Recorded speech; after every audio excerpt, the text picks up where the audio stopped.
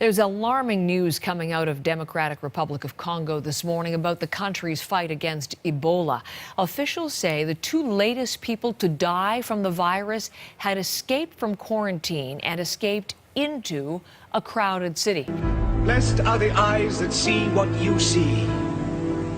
For I tell you, many kings and prophets have desired to see what you see and have not seen it. To hear what you hear and have not heard it.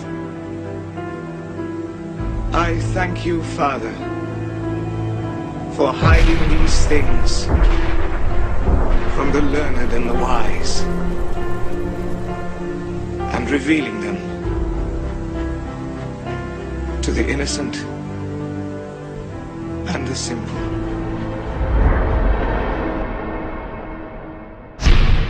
The report of an Ebola case in the city of Mbandaka means the virus has arrived in a densely populated area. Until today, the 44 possible cases and 23 deaths have been limited to the remote rural area of Bikoro. But Bikoro lies near the heavily traveled Congo River, which connects travelers not only to Mbandaka to the north, but to the capital city of Kinshasa, with more than 9 million residents to the south. We're hearing directly from Médecins Sans Frontières, who've been working in Mbandaka, which is this river port city in the Democratic Republic of Congo where there has been this outbreak of Ebola. And what they have confirmed is that 2 out of 3 Ebola patients that they were treating had escaped quarantine. 2 out of 3 of those who escaped have now died. MSF has said that the 3rd patient who escaped has been found alive and is currently under observation, but clearly something very worrying. I mean, what the authorities in the Democratic Republic and those such as groups like Médecins Sans Frontières are trying to do is identify those cases and keep people in quarantine, because as we know, Ebola can be deadly and it spreads very quickly. We've been hearing from the WHO, who said that 28 confirmed cases of Ebola have been counted. There are 21 probable cases, 9 suspected cases, so a total of 58 cases of Ebola, and that includes 27 deaths. Now, we have been hearing in the past hour from the Deputy Director General of the WHO for Emergency Preparedness and Response, and what he has been saying, I'll just give you some quotes here. He has said that they need to respond quickly, robustly and be agile, but he has warned that we are on the epidemiological knife edge of this Ebola outbreak response in the Democratic Republic of Congo, and he has warned that the next week or so really will be crucial. Health officials in the Indian state of Kerala say the Nipah virus has killed at least 9 people. There's no vaccination for the deadly virus, which has a mortality rate of 70%. According to the Times of India, the first death was reported Saturday, May 19th. A nurse who treated a victim of the virus reportedly died Monday. 25 others remain under observation in hospitals. The World Health Organization says the Nipah virus has the potential to cause the next deadly major outbreak. The infection was first identified 20 years ago in Malaysia during an outbreak of encephalitis and respiratory illness among pig farmers. More than 100 people died, and in order to control the virus, nearly 1 million pigs were euthanized. Fruit bats, however, are the natural hosts of the virus. Symptoms of the infection include fever, drowsiness, and mental confusion, and it can progress to a coma in less than 48 hours.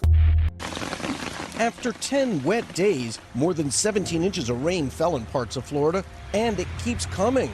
Conditions perfect for sinkholes, and that's exactly what's happened. In the last 2 weeks, more than 30 sinkholes in central Florida. Makes me real uncomfortable even going close to my house. They got a lot of work to do to fix this up. In some cases, sending a warning signal of what's to come. There were other warning signs too, but the residents who live along the golf course here at the Villages didn't know how to read them. In a matter of moments, without warning, the lake here went dry. Geologists say it was the clearest indication of what was to come. In the Villages, where 2 houses are now condemned, that small divot in front of the Flegler's home leading to the same question every morning this week. How's the hole? Was it any bigger? You know, so not needless to say, it's always in the back of your mind.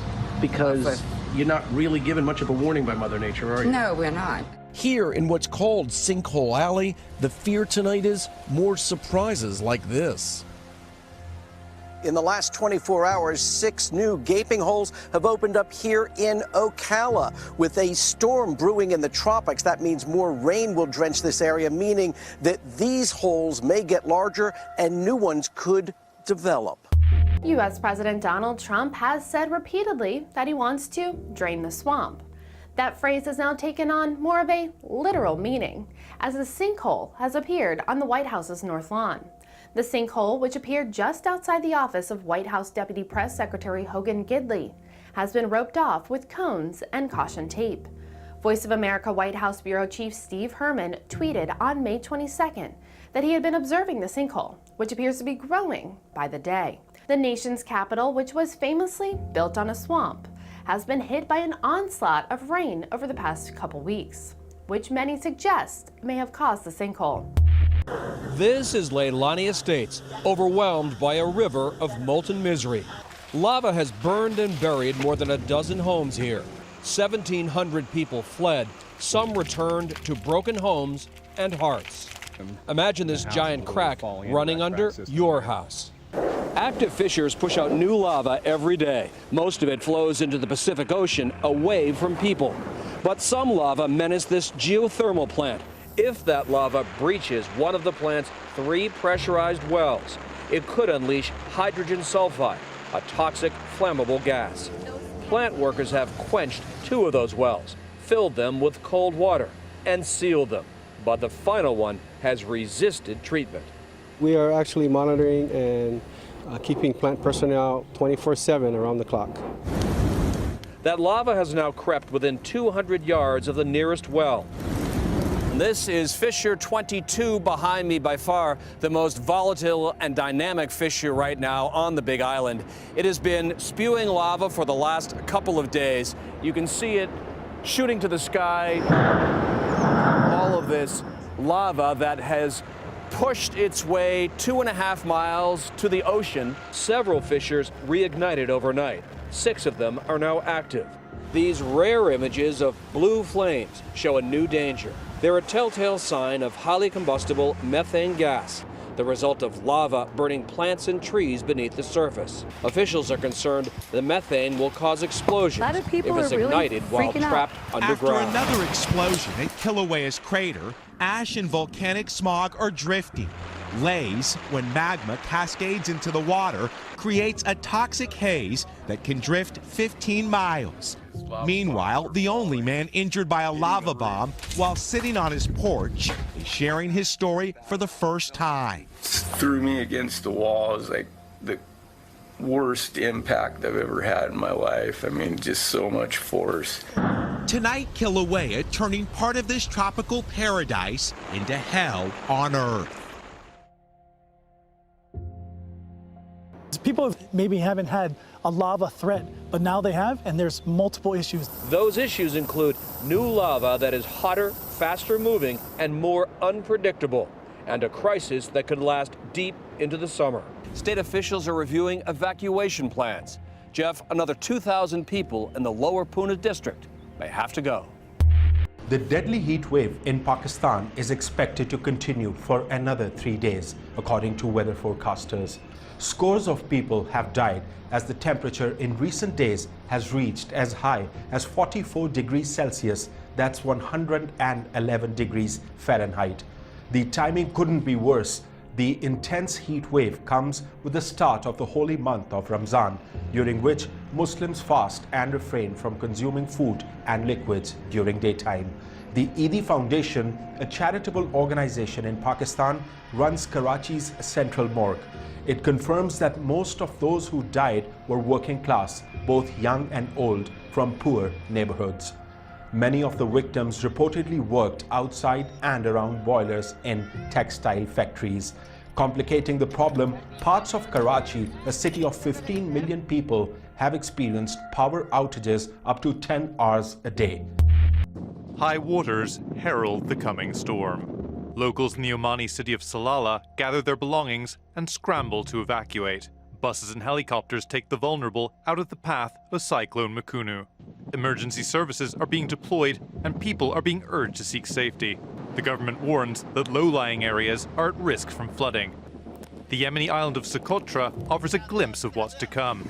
Cars and boats have been washed away by high waters. Hundreds more have been forced from their homes. The internationally recognized government has declared the island a disaster zone. But the turmoil of the war in Yemen raises questions as to how much help they can be. Meteorologists are tracking the path of the storm, predicting what will happen next. Mukunu is gaining strength, and by Saturday it'll carry winds of 190 kilometers per hour. Oman is used to seasonal rains, but powerful cyclones are rare in this region. There have only been 17 in more than 100 years.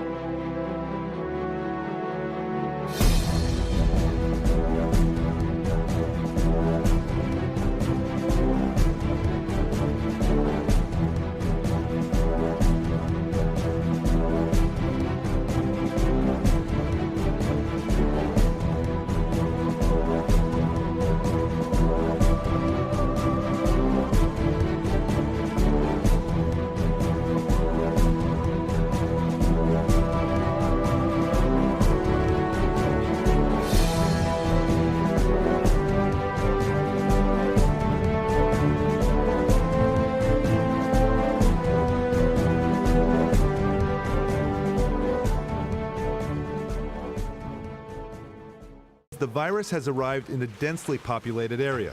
Until today, the 44 possible cases and 23 deaths have...